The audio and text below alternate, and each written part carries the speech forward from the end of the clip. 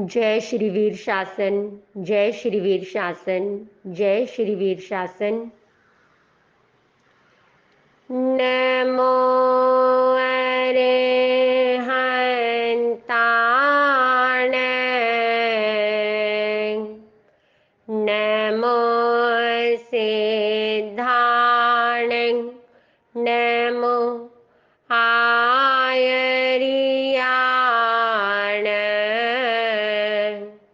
नमो वज्झायाण, नमो लोय सवसाहुण,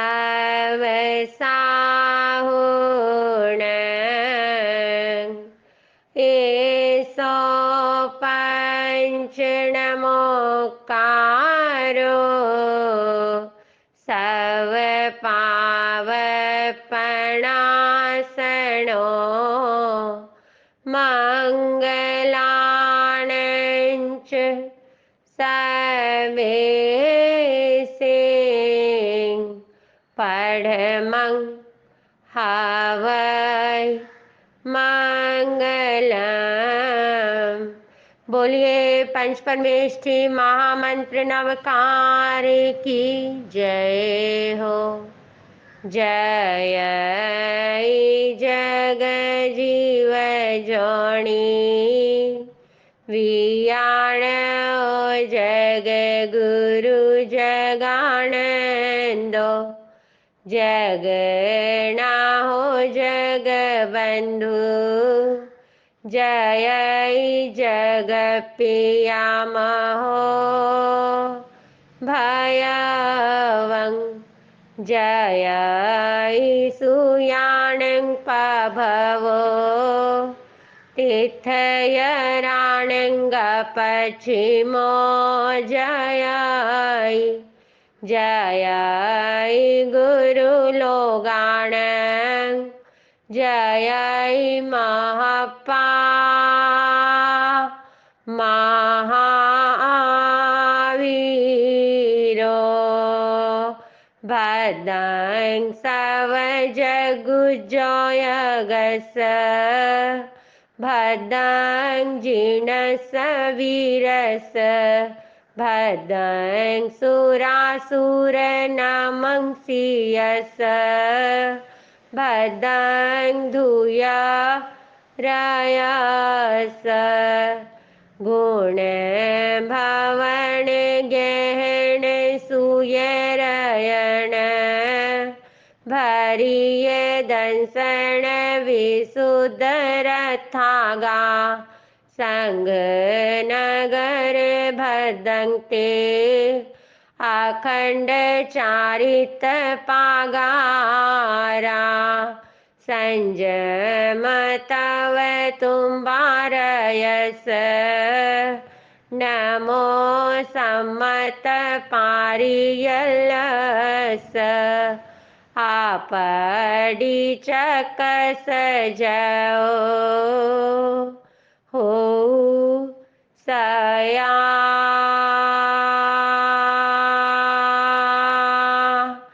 संघ चकस। बोलिए सकल चतुर्विद्या श्री संघ की जय हो। सर्वज्ञ सर्वदर्शी तीर्थंकर जिन शासन श्रृंगार महाश्रमण महाप्रभु महावीर स्वामी भगवान की जय हो। अनंत केवली भगवंत की जय हो। विश्व अरमान भगवंत की जय हो। अनंत लब्धि के भंडार श्री गौतम स्वामी भगवान की जय हो। अनंत उपकारी श्री सुधर्मा स्वामी भगवान की जय हो। अनंत उपकारी श्री जम्बू स्वामी भगवान की जय हो। समाज 14 पूर्वधारी महानाचार्यों की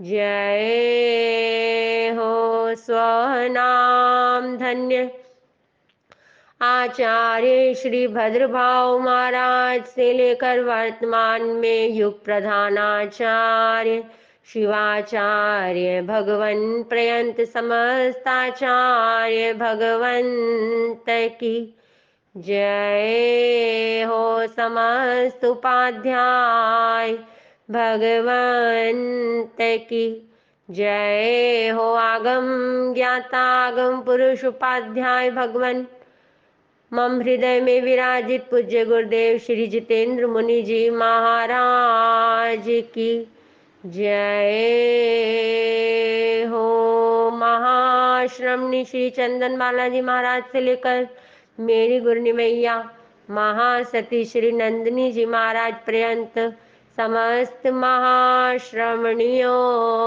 की जय हो। सभी साधु साध्वी भगवंत की जय हो। श्री उत्तराध्ययन जी सूत्र चतुर्थ अध्ययन अंतिम 3 गाथा।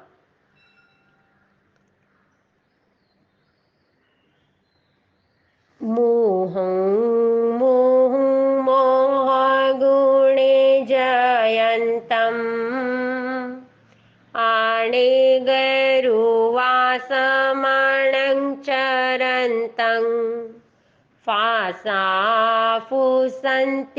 अस्मञ्जसं च नाति सिंभिक्षुमणे सापौसे मंदाय फासा बहुलो अणिजा तह पगारे सुमणम न कुजा रखी जको हम वीणाए जमाणं मायं न सेवेज पाहेज लोहम जे संखया तुच्छ पर पवाई ते पीज दोषाणु गया पर झा ए अहमेति दुगुंच मानो कंखे गुणे जाव शरीर भेऊ तीबेमी इति असंख्यम चौथम अध्ययनं समत्तं। मोहुं मोहुं मोहगुणे जयन्तम् अणेगरुवा समणं चरन्तं फासा फुसन्ति असमंजसं च न तेसिंग भिक्खु मनसा पहुसे। प्रभु फरमाते हैं मुहं मुहुं बार बार मोहगुणे मोहगुण को जयंतम जीतता हुआ उन पर विजय प्राप्त करता हुआ जितने भी गुण हैं जे आवट्टे से गुणे जे गुणे से आवट्टे जे गुणे से मूलठाने जे मूलठाने से गुणे जिसने ये भली भांति परिज्ञान कर लिया कि ये जो गुण है शब्द रूप रस गंध स्पर्श ये जो पांचों इंद्रियों के 23 विषय हैं इनके प्रति जिसने राग और द्वेष करना छोड़ दिया त्याग दिया अब संभाव में स्थापित हो गया स्थित प्रज्ञ हो गया आयानियं समुत्थाय अपनी आत्मा में सुस्थापित हो गया अब वह इन 5 इंद्रियों के 23 विषयों के प्रति राग और द्वेष के जाल से बाहर आ गया समता में स्थापित हो गया ऐसा जिसने इन मोह रूपी गुणों पर विजय प्राप्त कर ली है जान चुका है ये आवर्त है ये संसार है संसार को बढ़ाने वाले हैं ये मूल स्थान है संसार को बढ़ाने के मूल स्थान है इस प्रकार चिंतन करता हुआ और चरंतम संयम मार्ग में विचरण करता हुआ निरंतर अनवरत अनेक रुवा अनेक प्रकार के फासा स्पर्श फुसंती स्पर्शित होते हैं अनुकूल परि से आते हैं प्रतिकूल परि से आते हैं द्वितीय अध्ययन के अंदर हमने और आपने 22 प्रकार के परिसहों पर चिंतन मंथन किया तो वो इस प्रकार के जब स्पर्शित होते हैं तो अनेक प्रकार के असमंजसम च असाता उत्पन्न करने वाले होते हैं, मन को विचलित करने वाले होते हैं। परंतु विचलित कौन होता है? जो इन गुणों में उलझा हुआ है, राग और द्वेष में उलझा हुआ है, जिसने अभी आत्मा का ज्ञान नहीं किया, जो अभी परिज्ञात कर्मा नहीं बना, जिसको अभी ज्ञ परिज्ञा और प्रत्याख्यान परिज्ञा का बोध नहीं है, जो आत्मवादी नहीं है। प्रभु फरमाते हैं, जे आयावादी से लोयावादी, जे कम्मावादी से क्रियावादी। जिसने आत्मा को ही नहीं जाना, वह लोक के स्वरूप को क्या जानेगा? जिसने लोक के स्वरूप को नहीं जाना, वह कर्म के स्वरूप को क्या जानेगा? और जिसने कर्म के स्वरूप को नहीं जाना, वह क्रिया के स्वरूप को कैसे जानेगा? तो इस प्रकार से चिंतन मंथन करते हुए जो बहुत धीरज के साथ, ज्ञान के साथ, विवेक प्रज्ञा के साथ जो साधना के महामार्ग पर अग्रसर होता है, वह विजय प्राप्त कर लेता है। और चरे वेती, तो इस प्रकार के जो स्पर्शित होते हैं, असाता को उत्पन्न करने वाले, परंतु जो ज्ञानवान हो गया, जो प्रतिस्रोतगामी हो गया, ना ते सिंह भिक्खु मनसा पहु से, वह जो साधु है मन से भी उनके प्रति, उन निमित्तों के प्रति या उन परिस्थितियों के प्रति, वस्तु व्यक्ति स्थान के प्रति किंचित मात्र भी अपने मन में द्वेष का भाव नहीं लाता। जब चिंतन एक ही चल पड़ा, मैं आत्मा, कर्म करने वाला मैं, कर्म भोगने वाला मैं, कर्म काटने वाला मैं, मेरा स्वभाव एगो में सासव अप्पा नान दन संजुओ, मेरा स्वभाव है ज्ञान और दर्शन में रमण करना, फिर बस जीवन ही बदल गया, चिंतन बदला, दिशा ही बदल गई, दशा ही बदल गई और कर्म निर्जरा के मार्ग पर अग्रसर हो गया।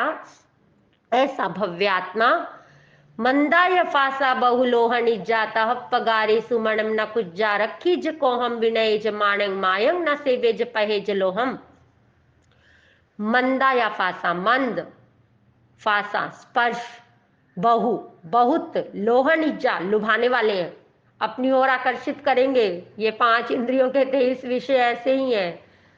तहप गारिसु, और उस प्रकार के पदार्थों के अंदर, पुद्गलों के अंदर, मनंग न कुज्जा, मन ना करे, मन को लेकर ही ना जाए उस तरफ, और जाएगा ही नहीं निश्चित।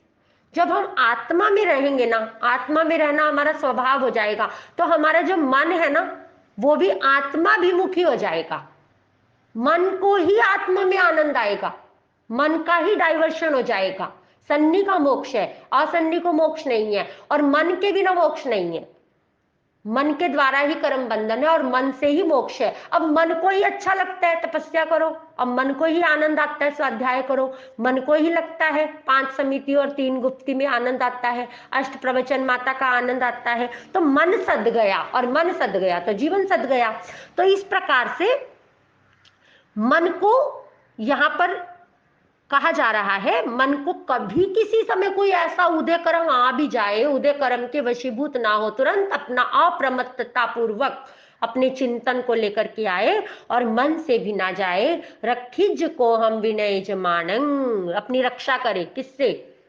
बाहर से, बाहर के शत्रुओं से नहीं, क्रोध रूपी शत्रु से स्वयं की रक्षा करे।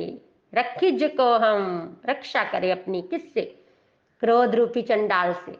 क्रोध से रक्षा करने वाले को विजय मिलती है, विजय मिला करती है। विनय जमानंग, और मान को वर्ज दे, मायंग न सेवेज, और माया का सेवन ना करे, पहेज लोहंग, और परित्याग कर दे लोभ का, लोभ का परित्याग कर दे। प्रभु फरमाते हैं, को हो यमाणो या आनी गहिया, माया या लोभो या पावढ़ माणा, चतारी एक सीना कसाया, सिंचन्ति मूलाइं पूर्ण भवस। प्रभु फरमाते हैं, क्रोध मान ये दोनों अनिगहिया, जिसने इन पर निग्रह नहीं किया, किसके द्वारा? क्षमा के द्वारा, शांति के द्वारा, विनय भाव के द्वारा।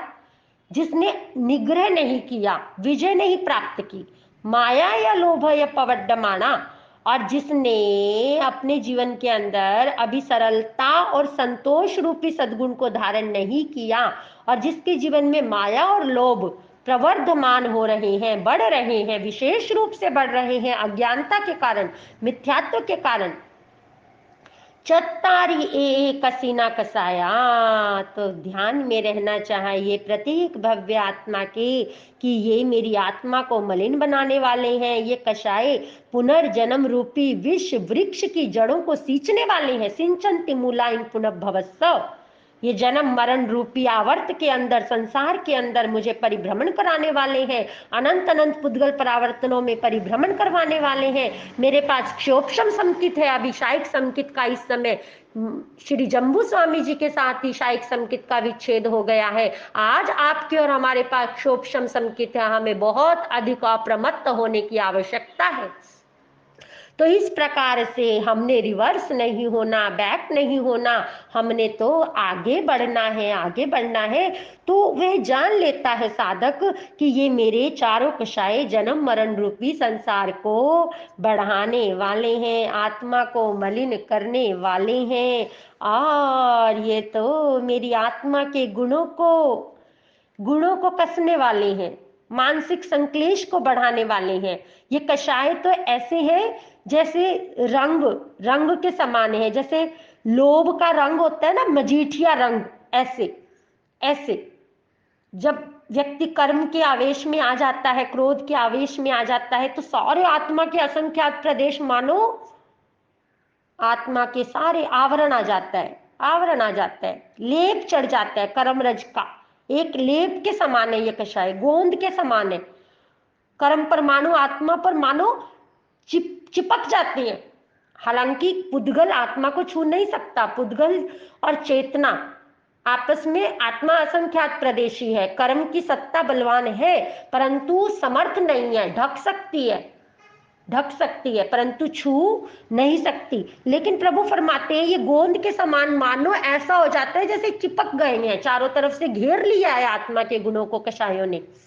और ये भावावेश है, जब भावों में आवेश आ जाता है ना, उद्वेग आ जाता है ना, तो संतुलन चला जाता है, भीतर का वो इक्वेनिमिटी नहीं रहती है, भावों का आवेश। इसीलिए कभी कभी प्राय करके बहुत सारे कह दिया करते हैं कि भावुकता अच्छी नहीं होती है, परंतु भावुक होना बुरा नहीं है, जागरूकता बनी रहे और शरीर अपना धर्म निभाएगा, मन अपना धर्म निभाएगा और हम अपना धर्म निभाएंगे।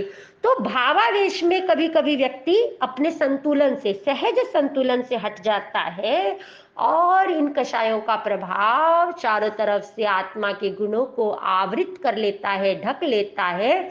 तो अपने जीवन के अंदर साधक चिंतन करे कि मुझे तो मायंग न सेवेज पहेज लोह, मुझे माया का सेवन नहीं करना और लोभ का परित्याग करना है।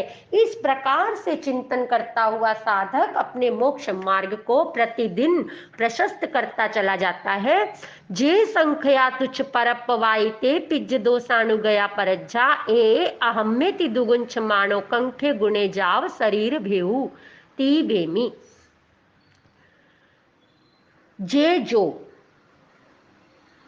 असंख्या असंस्कृत है, जिन्होंने अभी यहां पर ज्ञानीजन फरमाते हैं जे संख्या यानी जो असंख्या, जो असंस्कृत है, जो असहिष्णु है, जो अभी असमाधान में है, जिन्हें अभी आत्मा का ज्ञान नहीं हुआ है, जो अभी संस्कारित नहीं हुए हैं। और यहां पर संख्या अर्थात जो अभी सर्वज्ञ भगवान के वचनों में भी दोष देखने वाली प्रवृत्ति रखने वाले हैं, या संख्या का मतलब जिन्होंने बहुत बड़ी विद्वता हासिल कर ली है, संस्कृत के प्रकांड विद्वान बन गए हैं और अपने आप को पता नहीं कितने बड़े पंडित मान रहे हैं। जबकि प्रभु ने क्या फरमाया, पंडित कौन है? जो प्रज्ञावान है, जिसके भीतर का प्रत्यक्ष ज्ञान प्रकट हो गया, बस वही पंडित है। और अपने आप को संस्कृत सीखने के कारण क्या मान रहे हैं? वो अज्ञानता के कारण कि मैं बहुत बड़ा संस्कृत हो गया, मैं बहुत बड़ा संस्कारित हो गया, मैं बहुत बड़ा विद्वान और पंडित हो गया। तो इस प्रकार से, या संख्या अर्थात संस्कृत के सिद्धांतों की प्ररूपणा कर रहे हैं, सर्वज्ञ भगवान की वाणी की नहीं प्ररूपणा कर रहे हैं। और संख्या अर्थात जो केवल ऊपर ऊपर से संस्कारित दिखाई दे रही हैं, भीतर से अभी चित्त का रूपांतरण तो भगवान की वाणी के द्वारा होता है, और कोई उपाय नहीं है।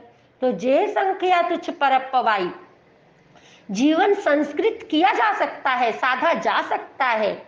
प्रारंभ में आया था जीवन असंस्कृत है, अर्थात जीवन की आयुष की डोर को दोबारा जोड़ा नहीं जा सकता है। तो यहाँ प्रभु फरमाते हैं कि कैसे इसको संस्कृत किया जा सकता है, संस्कारित किया जा सकता है, चिंतन के द्वारा, कषायों का विसर्जन करके अपनी आत्मा के गुणों को। देखिए, बहुत सारे जो हमारे महापुरुष होते हैं, हमारी महान आत्माएं रहा करती हैं, चली जाती हैं, अपना पुद्गल का त्याग तो प्रत्येक व्यक्ति करेगा, पुद्गल का त्याग तो होना ही है जब आयुष कर्म की पूर्णता हो गई, लेकिन उनका यश शरीर, उनकी गुणवत्ता, आज हम देखते हैं पुरुषादानी भगवान श्री पारसनाथ का कितना यश है, कितनी कीर्ति है, कितनी महिमा है, कितना नाम है। तो ऐसे कितने महापुरुषों का यश शरीर जीवित रहता है। तो इस प्रकार से कब हुआ? जब वो अपने जीवन को संस्कृत कर पाए, और जब जीवन संस्कृत हो जाता है तो बस फिर तो आत्मगुणों में अधिकाधिक अभिवृद्धि, आत्मगुणों का विकास होता चला जाता है। तो इस प्रकार से जो परपवाई, जो पुद्गलानंदी है, एक होता है आत्मवादी, एक होता है परवादी। जो अभी पुद्गल में टिका हुआ है, जिसका ध्यान अभी शरीर पर है, वह परवादी है एक प्रकार से। और परवादी अर्थात जो अन्य मतावलंबी है, जो अन्य तीर्थी हैं, जो अरिहंत देव के स्वरूप को अभी जानने में उनका क्षोभम नहीं है कि देवों में देव अरिहंत परमात्मा है, जो वीतराग देव है, बस वही मेरे देव हैं, जिसने अभी इस प्रकार से जाना नहीं है। जो ऐसे तुच्छ शब्द का अर्थ यहाँ पर जो इस प्रकार की अभी संकीर्ण धारणाओं में बंधे हुए हैं, जो अभी उदार नहीं हुए हैं, जिनके भीतर अभी उदारता नहीं जन्मी है, ऐसे जो अभी आत्मा के स्तर पर जीना नहीं सीख पाए हैं, जो अभी पुद्गलानंदी हैं, शरीर के स्तर पर ही जीवन जी रहे हैं, ऐसे ते पिज दोषाणु गया परज्झा, वे राग और द्वेष के अनुगत, बस जैसे राग और द्वेष में मन को उलझा हुआ है, जैसे जैसे मन मुखी बने हुए हैं, जैसे जैसे मन करता है करते चले जाते हैं, जीवन में स्वाध्याय है नहीं, 12 प्रकार का तप है नहीं, अविचल श्रद्धा, अडोल अकंप अडिग श्रद्धा है नहीं, और मन के वश हुए परज्झा, मन के वशीभूत होकर अहमेति दुगुंचमाणो, अधर्म के कारणों में उलझे रहते हैं। लेकिन जो ज्ञानवान हो जाता है वह जान लेता है अहमेति, ये तो अधर्म के कारण है, ये तो संसार के कारण है, और ऐसा मन में चिंतन ला करके दुगुंचमाणो, जुगुप्सा भाव, उदासीनता का भाव कह सकते हैं, मतलब विषयों के प्रति तटस्थ भी हो जाता है, आत्मस्थ भी हो जाता है, विरक्त भी हो जाता है, अनासक्त भी हो जाता है, और पाप से घृणा का भाव होना ही चाहिए। पाप से अगर ऐसा ये जुगुप्सा भाव नहीं होगा तो फिर पाप पे पाप बढ़ता चला जाएगा, बढ़ता चला जाएगा। हमारे गुरनी मैया महासती श्री कौशल्या जी महाराज साहब प्राय फरमाया करते थे, जितना शुद्ध वस्त्र होगा उस पर एक भी मैल का दाग होगा, एक भी स्पॉट होगा, तो वो हमें पता चलेगा, और हम उसको साफ करने में प्रयत्नशील रहेंगे। और मान लो वस्त्र मैला मैला मैला मैला होता जा रहा है तो कौन परवाह करता है, एक दाग और सही भाई, एक दोष और सही भाई, छिद्र एक छिद्र आता है ना तो बहुला भवंती, छिद्राशुन अनर्था, छिद्र, छिद्र का जो है अनर्थ है ये तो एक प्रकार से। छिद्र, एक छिद्र आया है ना तो वो पता नहीं कितने छिद्रों को, एक आश्रम का द्वार खुला है ना तो जीवन सच में भ्रष्ट हो सकता है। अगर हमें कोई निमित्त ना मिले, हमें कोई महापुरुष ना मिले, हमें उत्थान के मार्ग में बढ़ाने वाला ना मिले, तो ऐसा प्राय करके हो पाता है, हो सकता है। तो इस प्रकार से जुगुप्सा भाव रखे, किसके प्रति? पाप के प्रति, अधर्म के प्रति। कंखे, चाहे गुणे, कौन से गुणों को चाहना है? ज्ञान आदि गुणों को, दर्शन आदि गुणों को बढ़ाने का काम करना है। 5 प्रकार के ज्ञान में रमण करना है। मति ज्ञान, श्रुत ज्ञान, अवधि ज्ञान, मनः पर्यव ज्ञान और केवल ज्ञान। जब तक शरीर भेऊ, जब तक शरीर का भेदन नहीं होता, अर्थात जब तक ये देव दुर्लभ मानव का भाव हमें मिला हुआ है, संप्राप्त हुआ है, तब तक श्री सुधर्मा स्वामी भगवान फरमाते हैं, श्री जम्बू स्वामी भगवान को फरमाते हैं, भव्य आत्माओं के कल्याण के लिए प्रभु तो सभी के लिए समान रूप से, जे पुण्यस कथई ते तुच्छस कथई, जे तुच्छस कथई से पुण्यस कथई, प्रभु सभी को समान रूप से उपदेश देते हैं।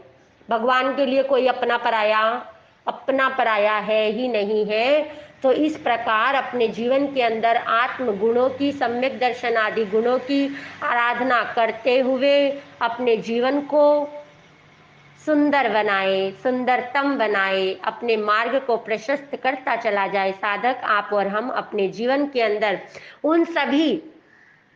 उन सभी उदाहरणों को ध्यान में रखते हुए जो प्रभु महावीर ने इस अध्ययन के अंदर, कितना प्यारा है, 13 ही गाथाएं हैं पर कितना चिंतनीय है, मननीय है, श्रवणीय है, पठनीय है और अनुकरणीय है। ऐसा यह अध्ययन बहुत ही गंभीर है। इसके अंदर बहुत सारी बातों पर चिंतन करने की परम आवश्यकता है। प्रभु ने किस प्रकार से बताया कि वह जो साधक है भारंड पक्षी के समान जागृत रहे, वह चिंतन करे कि समय आयु को नष्ट कर रहा है, शरीर की क्षण भंगुरता को जाने, अप्रमत्त भाव में आए और दोषों के प्रति आशंकित रहे, दोषों से भयभीत रहे, अपने संयम जीवन की सुरक्षा करे और जरा से प्रमाद को भी अपने लिए बंधन का कारण जाने और शरीर का पोषण, रक्षण, संवर्धन कब तक करे? जब तक ज्ञान आदि गुणों में वो साथ देता है।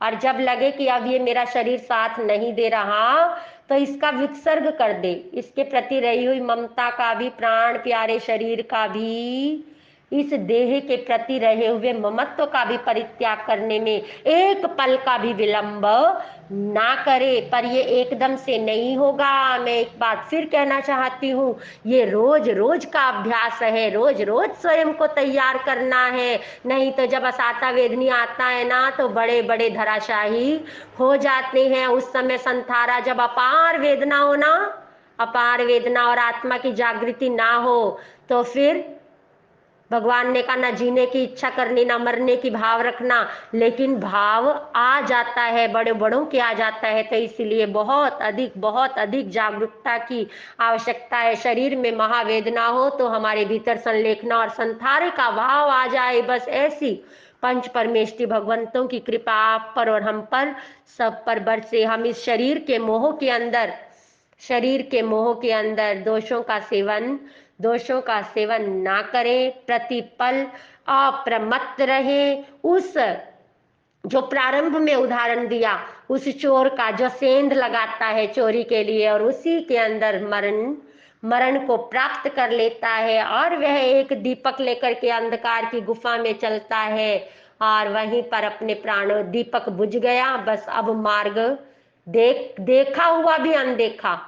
तो अगर हमारा ये ज्ञान का दीपक अगर हमने प्रज्वलित, और इसको प्रज्वलित रखने के लिए बहुत अप्रमत्त रहना होगा, जागृत रहना होगा। जागृत मुनि सया जागरंती, साधक सया जागरंती। एक साधक शरीर को विश्राम देता है पर स्वयं जागरूक रहता है, और जो जागरूक रहता है उसी के जीवन का कल्याण हुआ है, होता है, होगा।